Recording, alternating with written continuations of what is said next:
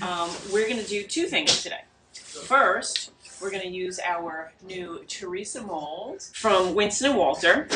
So we're going to test out the new HDPE molds. I get to see how all of the features work with it. And we also ordered, normally we use palm oil in our recipe. We accidentally ordered red palm oil. By we, I mean him, John. He ordered some red palm oil by accident, and normally our batter is much more golden than this.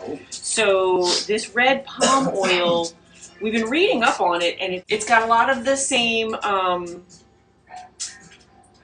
It's pretty much exactly the same. Yeah, it's pretty much when we ran it through the soap calculator, because if you're changing your recipe at all, you really should run it through a soap calculator. We ran it through soapcalc.net, and everything stayed the same. The amount that we use, when we do our recipe, but the difference is the coloring. So this is very, very red. So before I make a huge batch of soap with this red palm oil, we waited and we got more palm oil, regular palm oil, just in case, and we filled Bertha with the regular palm oil, but I wanted to see how this one is going to come out. Again, you can see that the oil is very, very red, and normally our oils are pretty golden, and when they come out, the soap itself is, the natural color of our soap is very, very, it's almost white. So I wanted to use, make a small batch using my Teresa Mold so that we can see just what the color is going to look like. I'm not going to add any fragrance to this. I'm not going to this. I just want to see how my recipe works with the red palm oil so that if we decide to use it for anything else, I'll know how the colors react. First thing you notice on the new mold is we have an acrylic lid, and this lid has markings on it at 1/4 inch, right? So each one of these is 1 inch to the 1/4 inch here. And that would be, if I was going to place any embeds, which I'm not today because I'm really just testing for the color, I would be able to, well, I don't know that I would need it on this because the sides are also marked at 1 inch. If you can see that they're cut right in there. And the really cool thing about this is if you watch soap makers, whether you watch them here, on YouTube, wherever you watch them, a lot of times you'll see they take a black marker, a Sharpie, and they're marking out the hash marks on their molds so that they know where to place embeds. Where did you get the molds? This mold we got from July at Winston and Walter. Okay, so this has handles, which is fantastic so that I can get the sides in and out really easily. I used to have to just stick my fingernails underneath and pop it up to pull it out. Now I don't have to do that. These are marked at 1 inch as well. Wow. And I've got my silicone, nice thick liner. And this I don't think that there's going to be any surprises with this, since we have so many of the silicone liners that we pretty much know how that's going to turn out. We just wanted to try the new mold. Hopefully we measured right for it. We're thinking this takes about 40 ounces, right, July? At least that's the math we mathed. All right, so let me glove up, because when you're working and making soap, you should be wearing gloves. Some people don't. The risk you take when you're dealing with caustic chemicals, because right in here we have our lye solution, which is sodium hydroxide and aloe vera juice, right? And I can feel it's a little bit warm because the chemical, whatchamacallit, has already started. The reaction, I mean. I didn't really need a container this big. What I'll do is I'll put the sodium hydroxide in, and I will mix it up with my stick blender until it gets to a nice, I guess I'll go to like a medium trace today, because I don't have to worry about over stick blending since I'm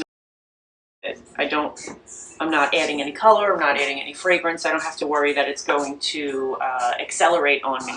What I notice about this red palm is it is kind of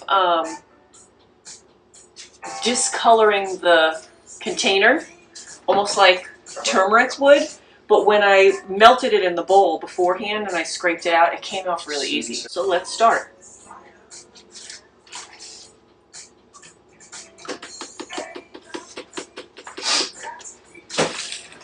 Slide that on over. More expensive or less? Expensive. Ooh, red palm is way more expensive. Okay. Well, are we trying to see something new with red palm? No, not purposely. We made a mistake when we ordered, and we ordered the red palm. And when I pulled it out and put it in the thing, it almost looked like pumpkin puree. That's how red it was.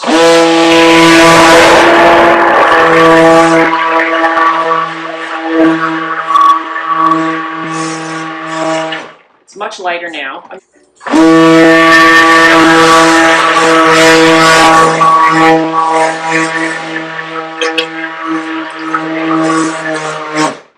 think we are good. Well, I mean, I know we're pretty good. Just gonna scrape off some of this so it's less to clean.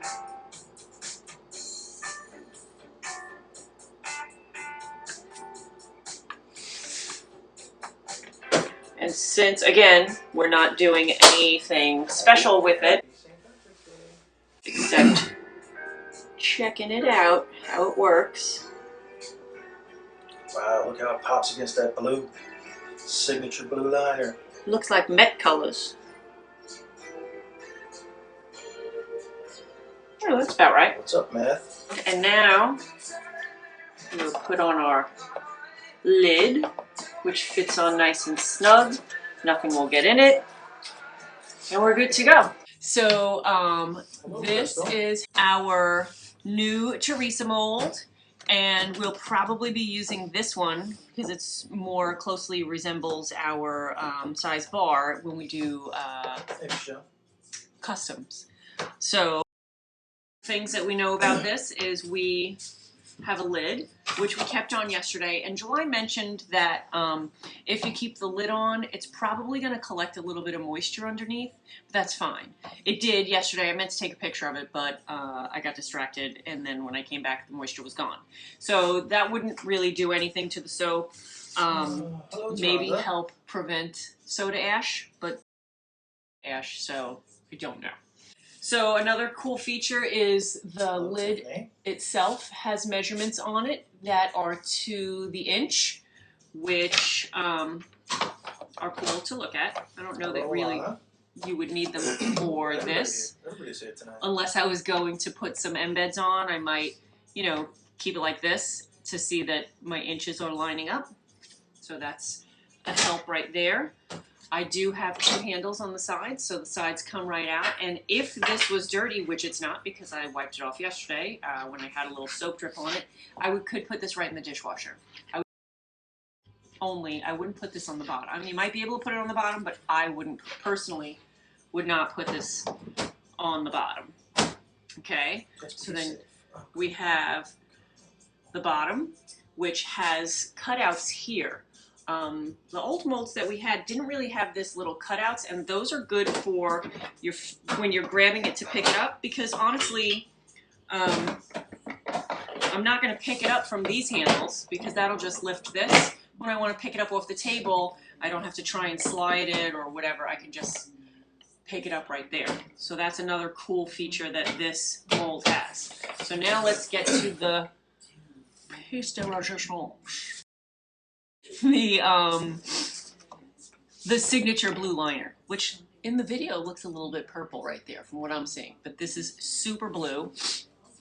This is, okay, so this is the soap we made yesterday, and this one has the red palm oil in it instead of the white palm oil that we usually use. And we were testing it to see how it would color when it was done. And just for reference, I have a bar of oatmeal milk and honey here that has our usual, it has our usual recipe, and you can see by the contrast of the color difference. So you can see that red palm oil really does make it much yellower. More yellow? yellower. Is yellower a word? Sure. Yeah, it is now. It is now. Right? So you can see there is a big difference, and woohoo!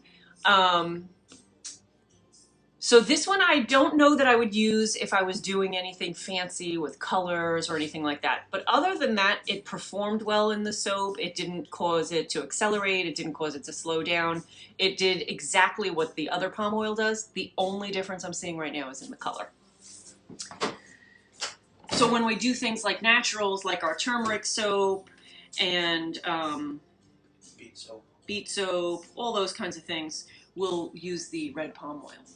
And then maybe even use it when we make our rainbow soap, the yellow layer in the rainbow soap. That's true. It's a good yellow. Because it seems like it's a good yellow. And all I'm doing here is I separated the side here and here, a little bit here and here, and now I'm going to, so I'm just gonna put a little bit of pressure on the back. Jessica said, I love the yellow. You love the yellow. Yeah, it's a pretty cool yellow, if that's what you're going for. And this one is suctioned in there pretty good. You can see it's falling out though. The soap is a little bit soft. There we go. It was just at a weird angle, preventing it from popping out.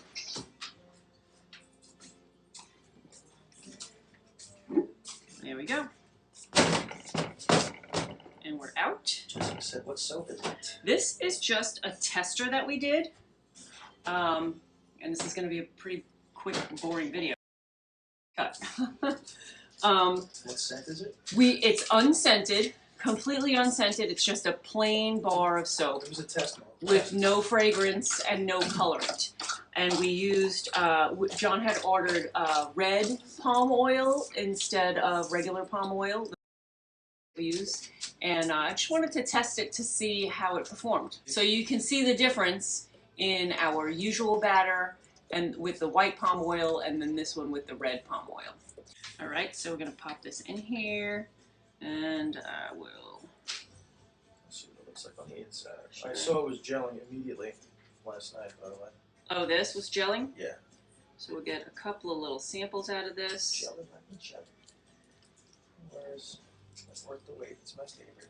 Okay.